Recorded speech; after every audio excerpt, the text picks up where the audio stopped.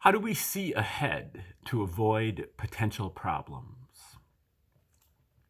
That is the question for number 117 on the list of the 144 fractal faculties of the Tree of Life. If you'd like to get a complete listing of all of those 144 fractal faculties in abstract form, just leave your name and email in the comment section, and I will send that to you for free. So that'll be your list of the 144 fractal faculties. You'll be able to have it all in one place, be able to refer back and to cross-reference and study the list as you move along.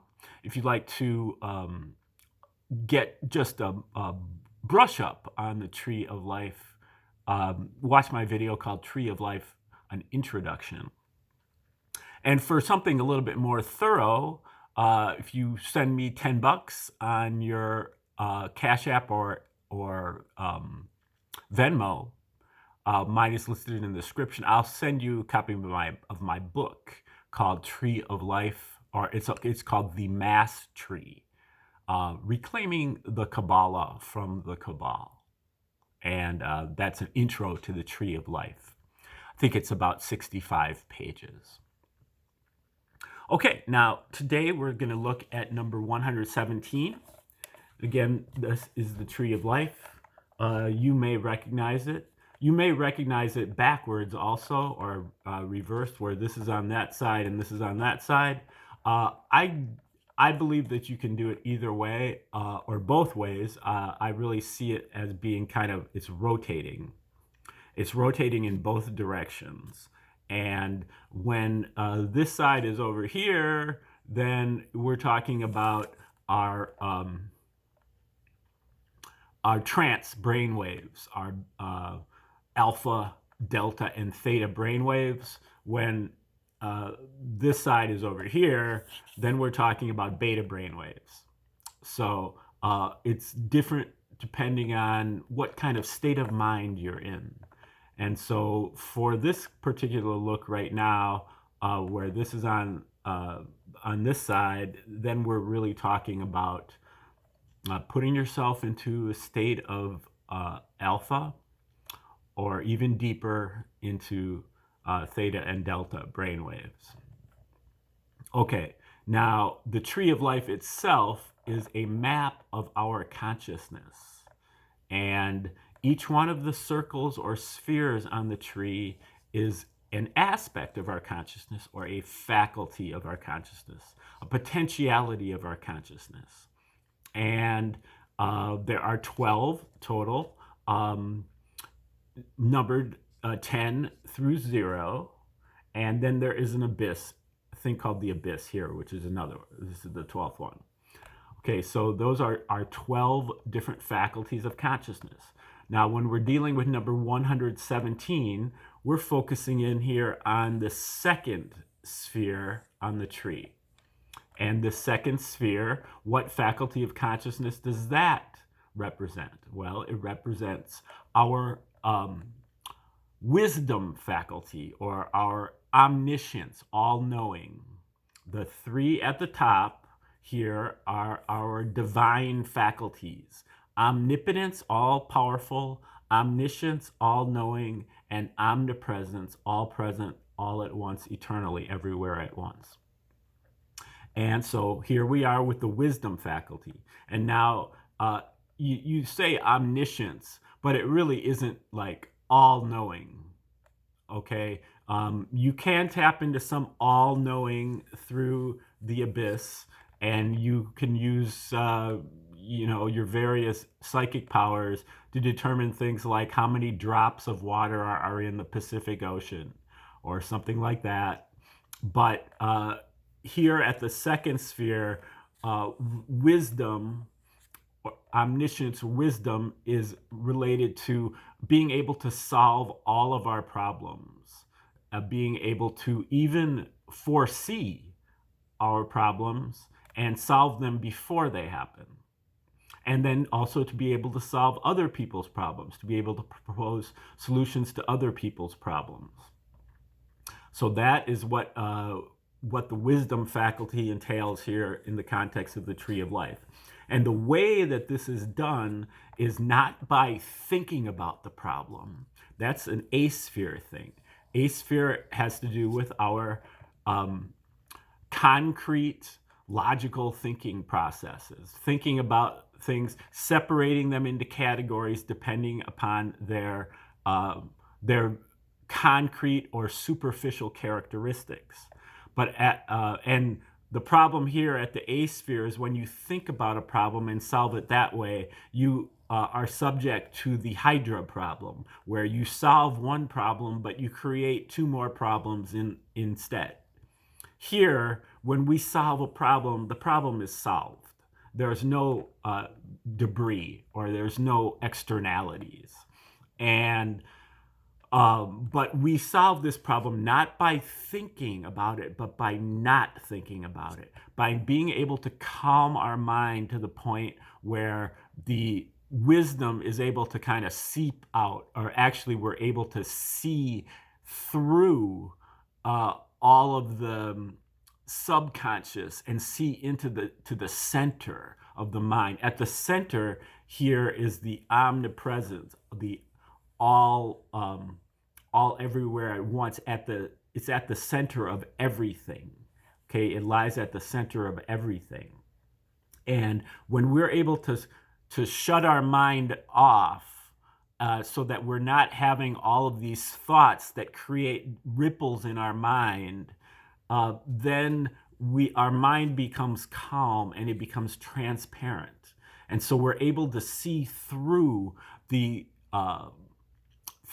mind, just like it was a clear, calm body of water, and to see into the center, which what we see, the image that we see there, is the solution to the problem. And again, this side of the tree has to do with our visual acuity, being able to see. And this side has to do with being able to hear what we hear. Okay, so this is being able to see the solution to the problem. And again, that is done through long, disciplined training in meditation, to the point where we're able to shut off our mind. If you just start practicing meditation now, you'll find that you can shut your mind off for about 5 seconds before your mind is drifting off into somewhere else that you can't control. To gain the kind of control over your mind that's required by the wisdom faculty may take a lifetime's worth of practice in meditation.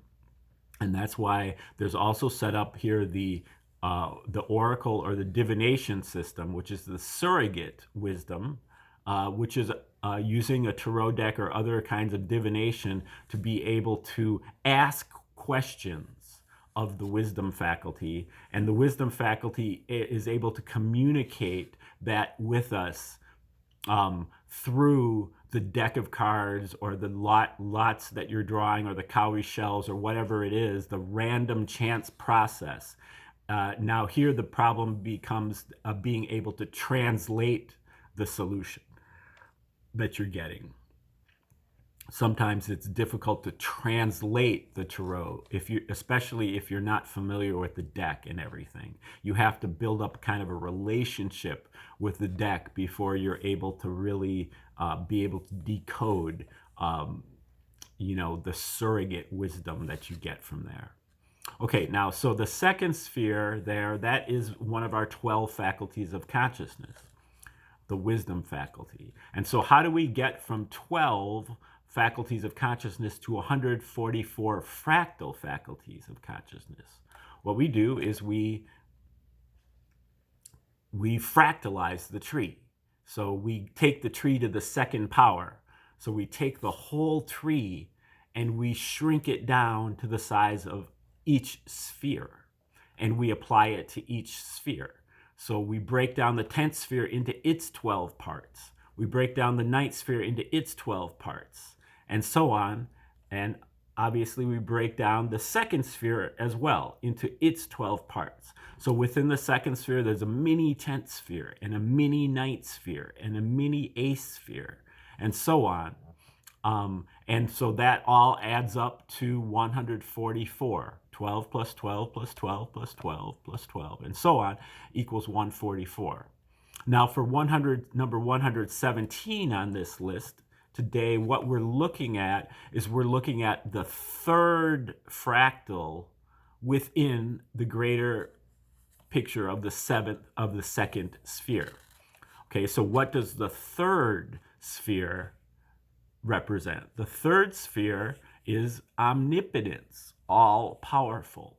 And this all powerful, as we mentioned in recent videos, is our ability to do anything humanly possible, and that is mainly obtained through sound synchronization. Again, this is our auditory side, and sound synchronization comes through in sacred music, but also primarily through mantra. Each one of our faculties of consciousness on the tree and others have a letter of the alphabet or a syllable that is connected with it, that if we chant it properly at the proper rhythm over and over and over again, we get to that wavelength. We get on that wavelength of that faculty, and so we're able to evidence that in our own actions. We're able to bring that out. And so the third sphere is the way that we're able to tap into all the other spheres as needed. And as a result, the ultimate in the omnipotence is our ability to accomplish our life's mission, our secret mission in life, our higher calling in life that we understand and declare here at the seventh sphere. Finally, here at the third sphere, we're able to actually achieve that. And we achieve that higher calling in life by tapping into and fulfilling, acting upon all of these other different faculties of consciousness. Okay, so all of that is kind of the background that goes into number 117. Anticipate future reality. Stage number 117 is about being able to solve or even avoid all of our own problems. Omniscience manifests as wisdom, our ability to solve problems.